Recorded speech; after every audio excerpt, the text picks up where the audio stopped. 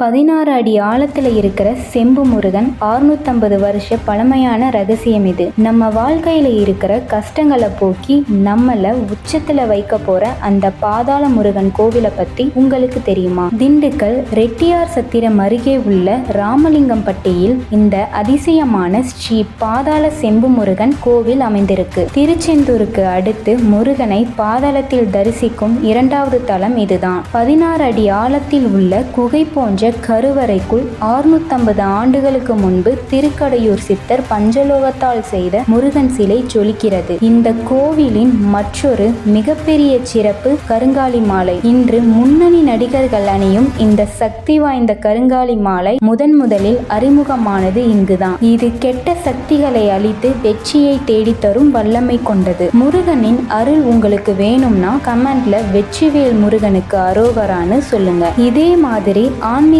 ரகசியங்களை தெரிஞ்சுக்க நம்ம சேனலை மறக்காம ஃபாலோ பண்ணுங்க.